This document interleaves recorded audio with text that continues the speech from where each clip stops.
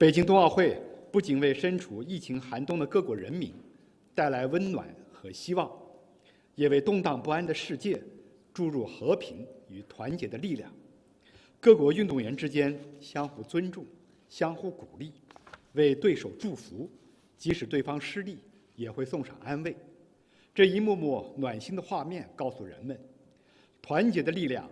比想要分裂世界的力量要更强大。我们感谢国际奥委会以及关心和参与北京冬奥会的各国各界朋友。尽管北京冬奥会主火炬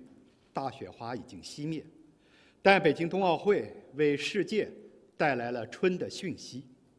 中方愿同国际社会继续携手合作，